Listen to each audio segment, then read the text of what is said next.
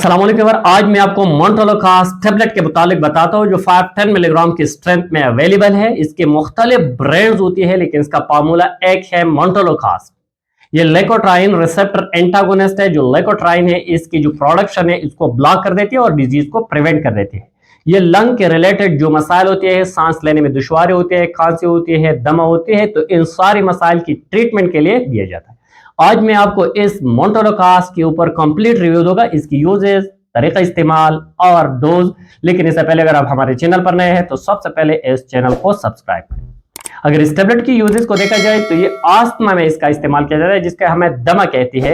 दमा के दौरान सांस लेने में दुश्वारी होती है, सांस फूल जाती है, खुश्क खांसी होती है, तो इन मसले को दूर करने के लिए इसका इस्तेमाल किया जाता है। जब लॉन्ग टाइम से खुश्क खांसी हो तो इन मसले के लिए दिया जाता है। लंग एलर्जी में इस मेडिसिन को दिया जाता है। जब फेफड़ों की एलर्जी होती है इसकी वजह से भी खुश्क खांसी होती है। COPD chronic pulmonary obstructive disease में इस मेडिसिन को दिया जाता है। जब लंग के लॉन्ग टाइम से डिजीज में जो लोग मुब्तला है, इनको जब उतराई पर चढ़ जाती है या सर्दी के मौसम आते हैं तो सर्दी के दौरान इसकी सांस फूल जाती है, सांस लेने में दुश्वारी होती है, खुश्क खांसी होती है, तो इन सारे मसाइल को ठीक करने के लिए दिया जाता है। ब्रोंकियोस्पाज्म में इस मेडिसिन को दिया जाता है। जब जो लंग्स है, इसकी जो अलविलाई है, इसमें जब तंगी आती है, कंस्ट्रक्शन होती है, तो इसकी वजह से सांस लेने में दुश्वारी पैदा होती है, तो इन मसले को ठीक करने के लिए दिया जाता है।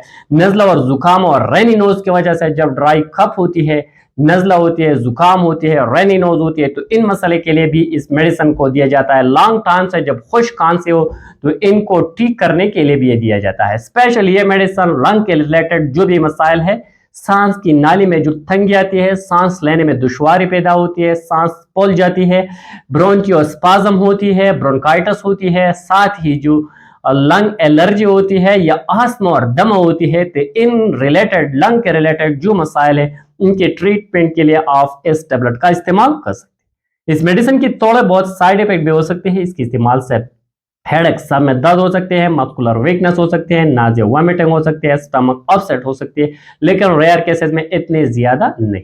अगर इसके प्रिकॉशन को देखा जाए, जो लोग इससे हाइपर सेंसिटिव, इसको नहीं देना चाहिए।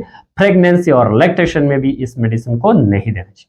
अगर डोज और तरीका इस्तेमाल को देखा जाए तो छोटे बच्चे के लिए इसको साशे के पाम में अवेलेबल है। 4 मिलीग्राम एक ही साशे दिन में एक दफा देना होगा। जो एडल्ट है इसके लिए 10 मिलीग्राम एक ही टेबलेट रात सोते वक्त, और जो बच्चे 6 से 14 साल के दरमियान हैं उनके लिए 5 मिलीग्राम एक ही टेबलेट चेबल फॉर्म में अवेलेबल है। इसका इस्तेमाल करना होगा। इसके इस्तेमाल से आपकी लंग के रिलेटेड जो मसाले है वो प्रिवेंट हो सकते हैं। जो भी मेडिसिन आप इस्तेमाल कर रहे हैं, इस्तेमाल से पहले अपने डॉक्टर से सलाह मशवरा निहायत जरूरी है। सेल्फ प्रिस्क्रिप्शन कभी भी मेडिसिन का नहीं करना चाहिए।